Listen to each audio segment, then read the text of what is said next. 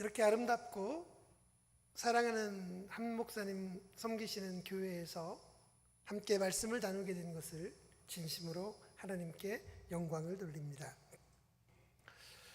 오늘 본문 말씀에 보면 예수님께서 제자들을 속히 건너편으로 보내시는데요, 그 전에 어떤 일이 있었는지 본문을 살펴보면 예수님께서 행하셨던 우리가 모두가 아는 위대한 사건, 바로 오병이어의 기적을 행하신 뒤에 일어나는 일이 오늘 본문의 이야기입니다. 여러분, 오병이어는 우리가 모두가 다 알잖아요. 물고기 2마리, 보리떡 5개로 5,000명을 먹이시고 12광주리에 가득하게 남았는데, 이 본문에서 놀라운 건 뭐냐면 예수님께서 오병이어를 하시고 나서 자기가 사람들을 보내는 동안에 제자들을 먼저 배를 태워 보내셨다고 적혀 있어요.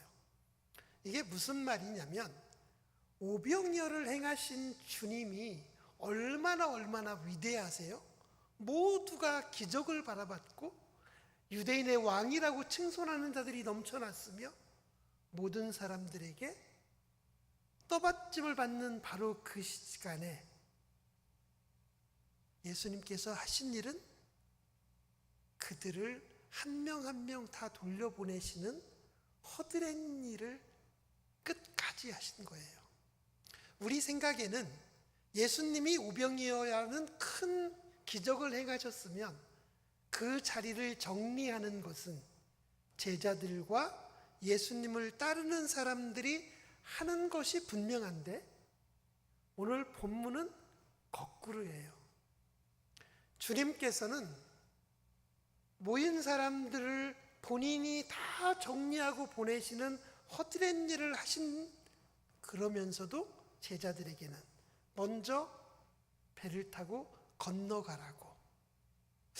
이것이 놀라운 주님의 섬김이라고 생각이 듭니다. 우리가 사랑하는 주님께서 우리가 주님을 사랑하고 또 주님을 위해서 주님에게 기도하는 가장 중요한 이유는 주님은 섬기시는 분이셨구나.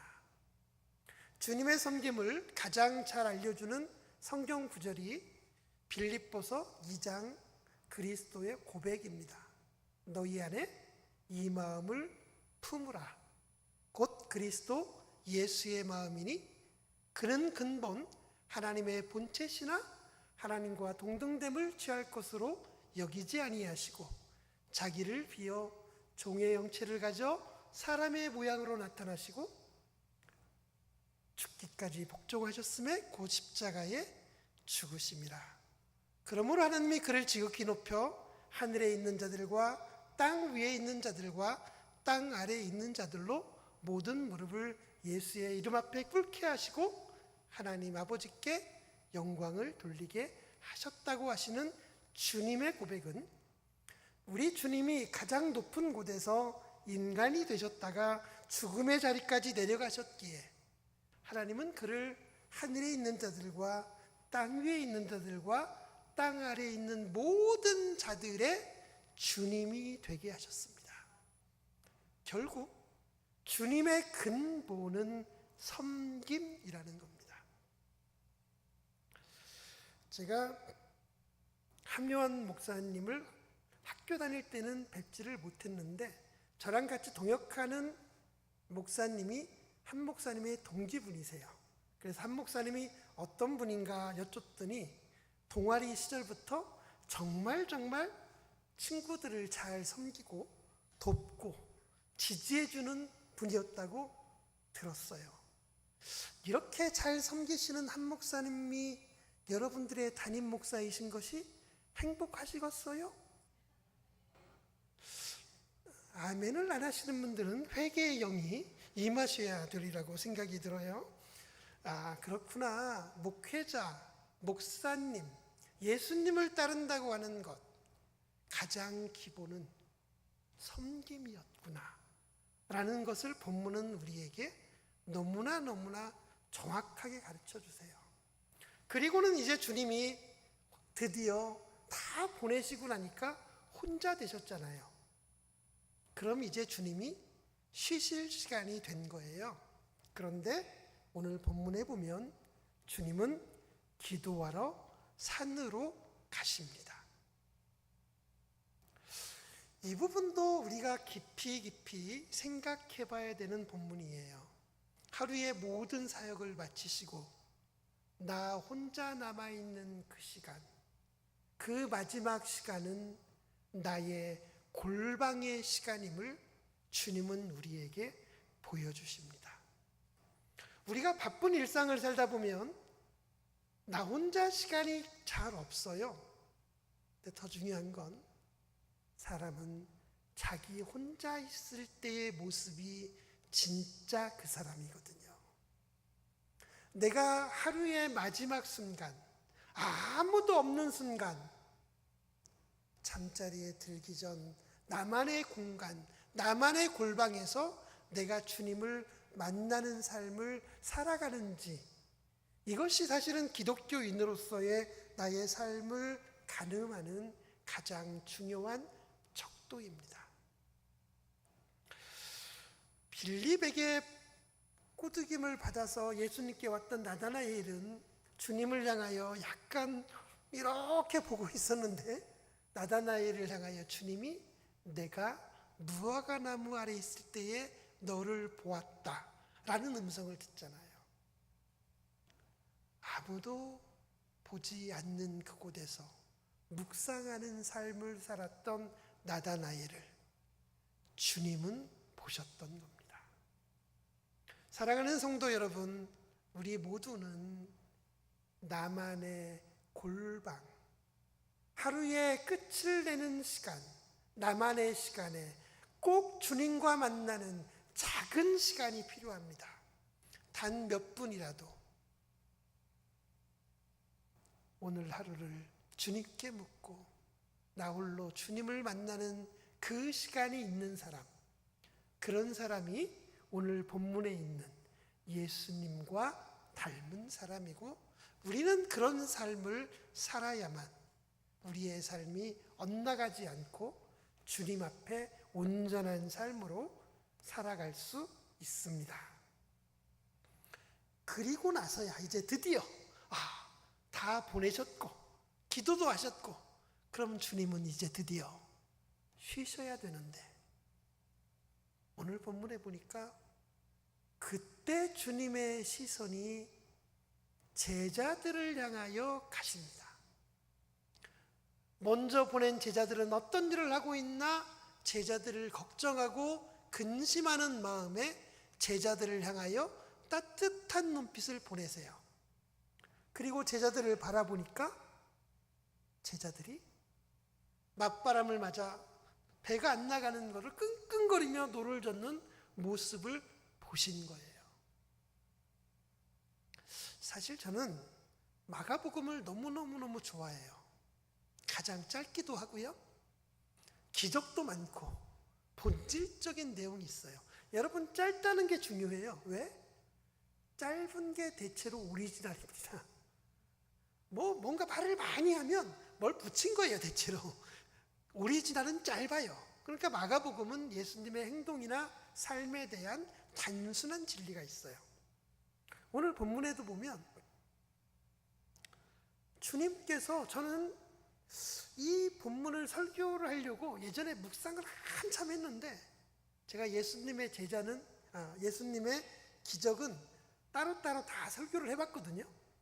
이 본문은 아무리 묵상을 해도 예수님이 무리를 걸은 게 기적은 맞는데, 그 무리를 걷는다는 게 대단한 일인가? 당연히 걸으시잖아요. 예수님은 무리를, 죽은 자도 살리시는 분이 무리를 걷는 건 당연한 거 아니에요? 이거를 어떻게 본문을 설교해야 되나 엄청 묵상을 했는데, 저에게 해주시는 깨달음은 이런 거였어요. 예수님이 무리를 걸은 게 중요한 게 아니라 예수님은 물 위를 왜 걸으셨을까? 여러분, 오늘 본문은 깜깜한 바다에 갈릴리라고 하는 가로는 20km, 세로는 10km밖에 되지 않는 작은 호수인데, 이 호수가 하필이면 해발보다 300m나 아래에 있어서 파도도 있고 풍랑도 있는 아주 이상한 호수예요. 그래서 이스라엘 사람들은 이것을 디베랴 바다라고까지 부른단 말이에요. 그곳에 배를 타고 가는 제자들을 예수님이 멀리서 보시니까 그날따라 바람이 불고 풍랑 때문에 배가 잘 못 가는 거예요. 그래서 예수님이 결정하신 겁니다. 내가 가서 도와주리라. 예수님께서 깊은 어두운 밤바다를 홀로 걷고 계시는 것은 다른 이유가 아니고요. 제자들의 불편함, 제자들의 걱정, 제자들의 어려움을 내가 가서 도와줘야겠다 라는 마음으로 걷기 시작한 거예요. 우리 성도님들 생각을 한번 해보세요. 여러분들이 제자라고 생각을 해보세요. 12명이서 배를 타고 노를 젓는데 잘 안 젖어요.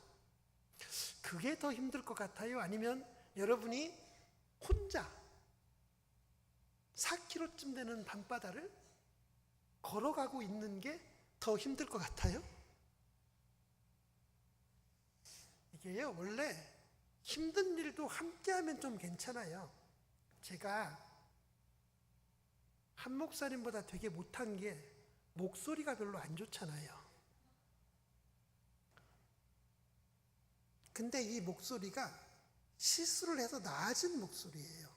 중학교 때는 남자 박경림이었거든요. 그래서 제가 말을 하면 목소리가 굉장히 멀리 가요. 수업 시간이 다 돼서 친구들하고 떠들면 꼭 저만 걸려요. 그래서 수업을 하다 보면 늘 저는 바깥에서 이렇게 벌을 서고 있는데 한참 있으면 친구들이 한 명씩 나옵니다. 그럼 같이 벌 서다 보면 재밌어요. 한참 있으면 안에 있는 애들이 바보 같아요. 밖이 훨씬 즐거운데. 힘든 일도요, 함께 하면 괜찮거든요. 근데 혼자 하면 괜찮은 일도 힘들어요. 예수님께서 물 위를 걸을 수 있는 능력이 있다고 해도요, 12명이 함께 노를 젓는 것보다 깜깜한 밤바다를 혼자 걸어가는 것이 훨씬 고독하고 훨씬 외롭고 훨씬 힘들어요. 그런데도 주님은 이 밤에 제자들을 향하여 한 발 한 발 가고 계십니다. 왜? 내가 가서 도와주리라. 이것이 주님의 마음이에요. 사랑하는 성도 여러분, 여러분의 삶에 풍랑이 있잖아요. 우리의 삶 속에 내 힘으로 아무리 노를 저어도 잘 안 되는 어려운 문제들이 때로 있잖아요. 나의 힘만으로는 해결할 수 없는 어려움들이 우리의 삶 속에 있거든요. 그런데 여러분, 놀라운 건 그것을 이미 주님이 보고 계시고 알고 계실 뿐만 아니라 그 문제를 도와주겠다고 여러분의 어두운 밤바다를 지금 한 발 한 발 걸어서 찾아오고 계세요. 오늘 본문에 있는 말씀은 딱 그 사실을 우리에게 말씀해 주시는 거예요. 아, 그렇구나. 내가 기도하기 전에, 내가 주님께 구하기도 전에 나의 눈물만으로도 주님은 이미 나를 아시고 우리의 문제를 아시고 우리의 고통을 아셔서 그 문제를 해결하기 위하여 나의 밤바다에 외롭게 한 걸음 한 걸음 찾아오시는구나. 이 사실을 깨닫기만 하면 돼요. 그 사실을 알고 그저 오 주님 오셨습니까? 라고 응답만 하면 보라 내가 문 밖에 서서 두드리노니 누구든지 내 음성을 듣고 문을 열면 내가 그에게로 들어가 그로 더불어 먹고 그는 나로 더불어 먹으리라는 주님의 말씀대로 주님은 여러분의 탄식을, 눈물을, 아픔을 온전케 해주시리라고 믿습니다. 오늘 본문에도 보면 주님께서 제자들을 향하여 뚜벅뚜벅 걸어가셔서 결국 그 제자들이 탄 배에 도달했어요. 그랬더니 제자들이 뭐라 그래요? 오 주님 반갑습니다가 아니라 유령인가 하여 소리 질렀대요. 와, 여러분이 예수님이면 기분이 어땠을 것 같아요? 우리가 자녀들한테 그런 경험이 많잖아요. 우리의 최선을 다해 도와줬는데 왜 뭐 해줬는데 나한테 이렇게 물으면 부모님들의 마음이 무너지잖아요. 오늘 본문에 보면 예수님께서 홀로 걷고 걸어서 풍랑 속에 제자들에게 도달했더니 제자들이 하는 말이 귀신이다, 유령이다 하고 소리를 빽 지르는 거예요. 저 같으면 하여튼 이제 마음이 되게 슬펐을 것 같아요. 그런데 생각해보면 이런 태도가 제자들만의 행동이 아니었어요. 사랑하는 강남제일교회 성도님들, 한번 우리의 과거를 돌이켜보세요. 여러분의 삶에서 가장 어려웠던 선택을 했던 그 순간, 위기의 순간에 탈출했던 그 순간, 자녀의 문제로 고통받았을 때 해결됐던 그 순간을 돌이켜보면 우리는 대체로 와, 내가 정말 그때 운이 좋았구나. 내가 정말 머리가 좋았어. 내가 선택을 잘했어. 우리 아들이 너무 똑똑해. 라고 대답하셨다면 여러분들도 그날 밤 배에 타 있는 제자들처럼 예수님을 유령 취급하고 아무것도 없는 사람 취급하고 주님이 도우셨던 그 순간을 이미 잊어버린 어리석음을 범하는 것일 수도 있습니다. 우리의 삶에, 우리의 과거에 이미 주님은 여러분들에게 찾아오셨습니다. 여러분이 풀지 못한 숙제의 고민 속에 그 현장에 주님이 계셨습니다. 그 주님이 오늘도 여러분의 문제를 해결하기 위하여 밤바다를 건너 찾아오신다는 이 사실을 기억하면서 와, 그렇구나. 우리 주님은 과거에도 현재에도 미래에도 나의 탄식 속에 언제나 함께 하시고 언제나 위로하시는 분이라는 고백이, 여러분의 고백이 꼭 되시기를 바랍니다. 그리고 나서 주님이 그렇게 자신을 유령 취급하는 제자들에게도 이렇게 말씀하십니다. 안심하라. 내니 두려워 말라. 주님의 말씀은 언제나 같습니다.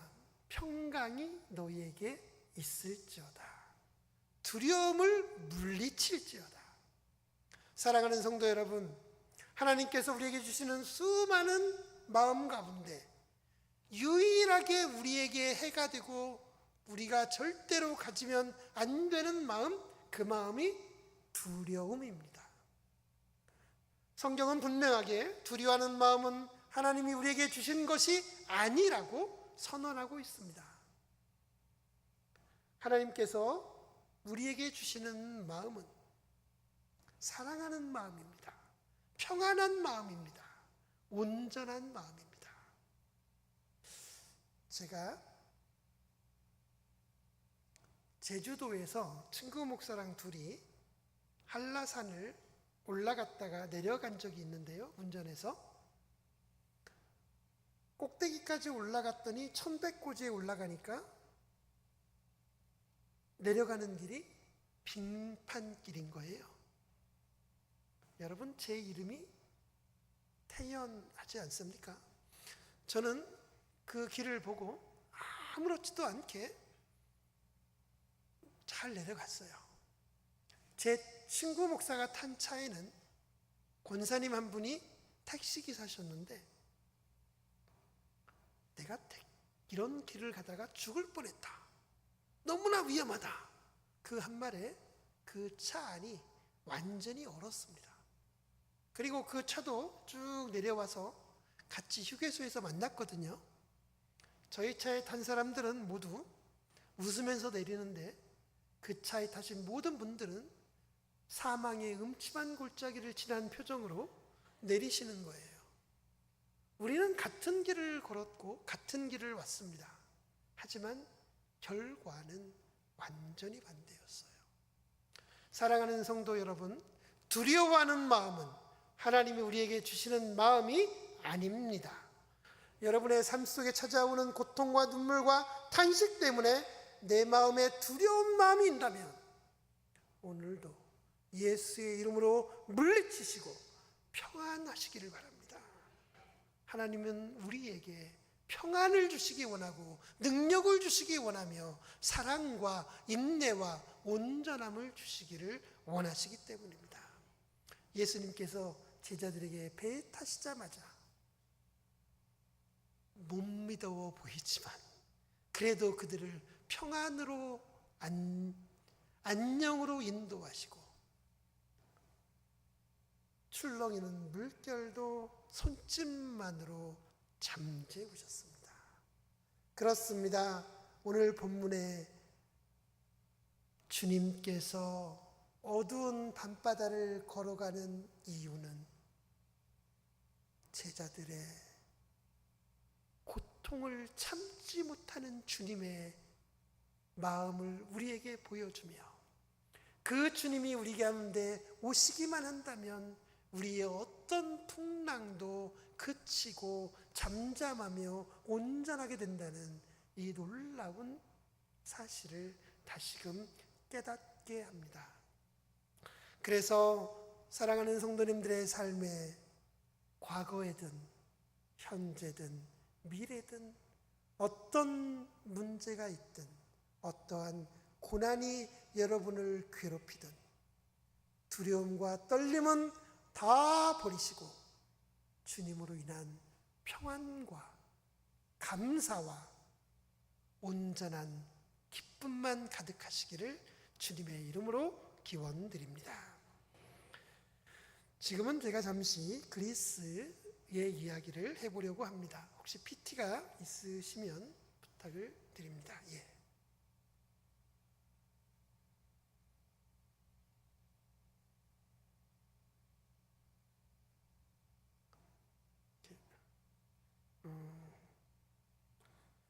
시골에서 와가지고 이걸 잘 못 쓰고 있는 중인데요. 이게 누르면 넘어가나요?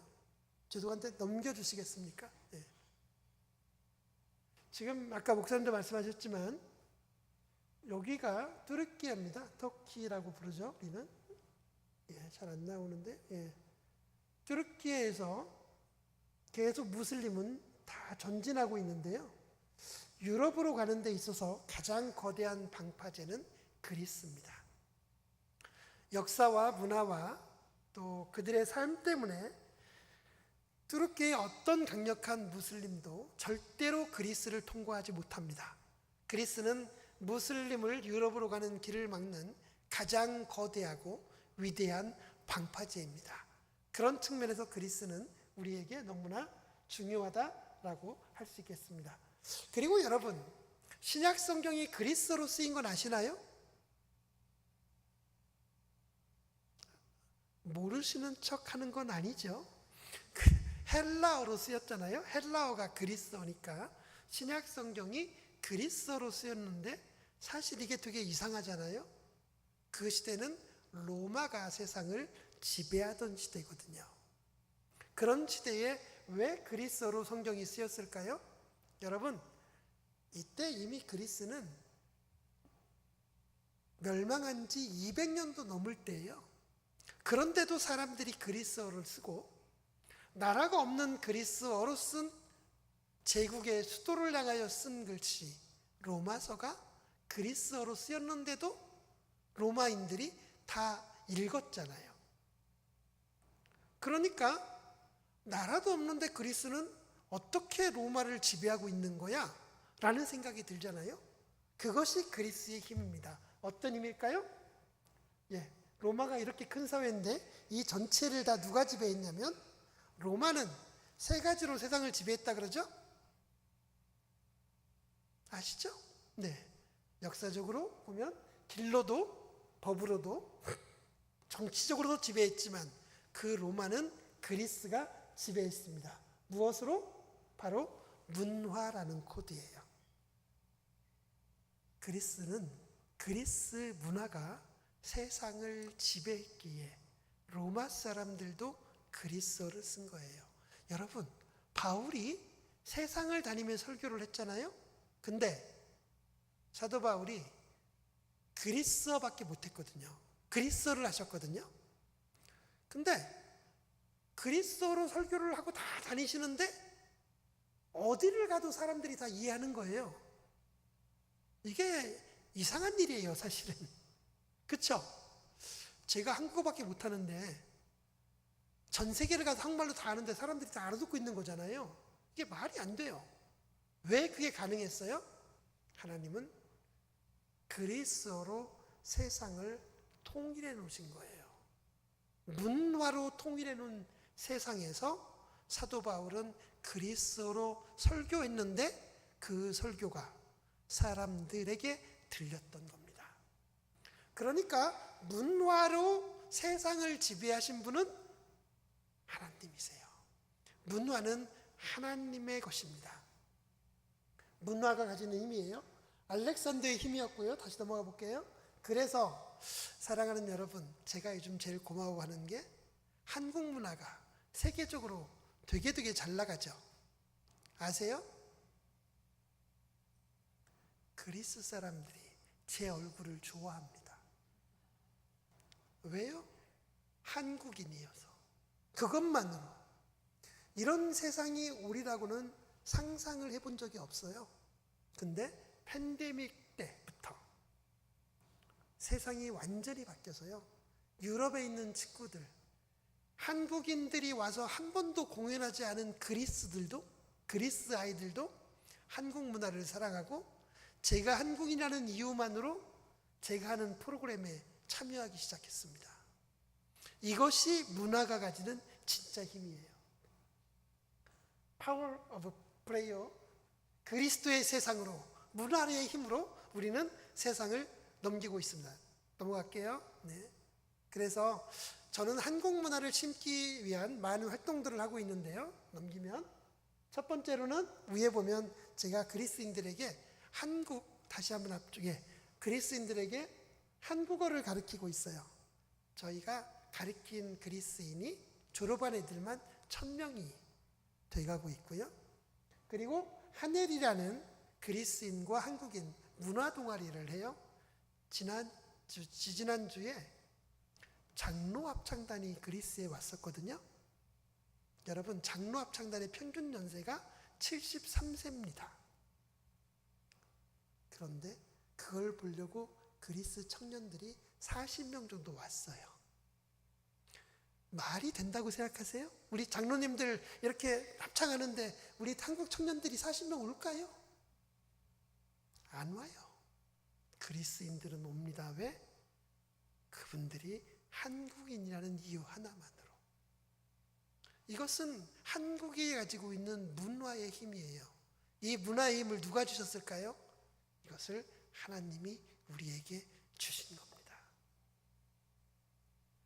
그래서 저희는 이런 문화사역을 할 뿐 아니라 한국에 그리스의 선교 성지 연구소를 운영하고 있고요.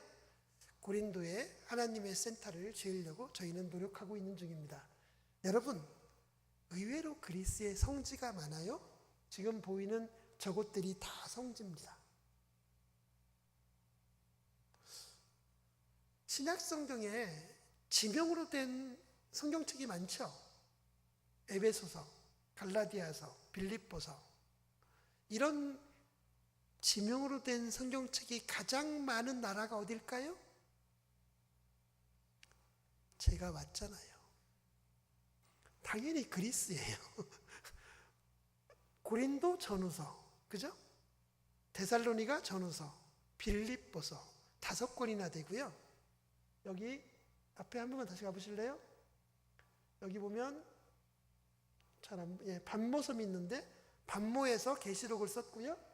크레타에서는 디도가 활동했기 때문에 디도서의 원천이에요. 그렇게 치면 신약성경 중에 거의 5권이 책 이름이고 7권 정도가 그리스에서 쓰인 책입니다. 그래서 저희는 가끔씩 이렇게 그리스의 성지순례를 돕고 함께 나누는 사역을 해요. 그리스 성지순례에 오면 좋은 것, 파트라라는 지역이 사도 안드레가 순교한 곳이거든요. 그래서 여러분, 예수님의 제자의 유골이 있는 곳이에요. 이것은 평생 여러분이 어느 곳에 가서도 볼 수 없는 곳입니다. 예수님의 제자의 유골이 있는 파트라의 안드레 사도 기념교회, 그리스에서 가장 큰 정교회이기도 한 교회를 저희가 방문하고, 그리고 이렇게 반모섬, 에페소, 로도스, 크레타, 바울의 성지죠.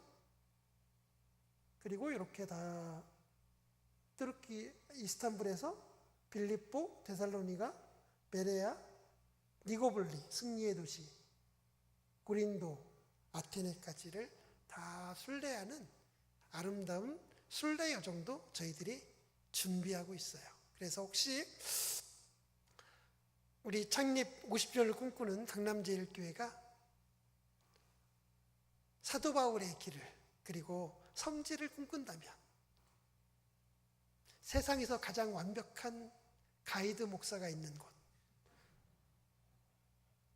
제 이름이 뭐라고요? 소녀시대잖아요. 그러니까 연예인과 함께 할 수 있는 기회, 이런 기회에 그리고 은혜로운 성지순례 기회를 함께 할 수 있다면 우리가 참으로 복되겠다, 이제 그런 생각을 해봅니다. 말씀을 다시 정리하면서 우리의 인생길, 우리의 삶 속에 풍랑 속에 함께 하셨던 그 주님이 우리의 삶 속에, 그리고 지금 나의 위기 속에, 내가 두려워하는 것 속에 오셔서 여러분과 저와 우리의 모든 가정을 평안케 하시기를 기도하며 우리 함께 기도드리겠습니다.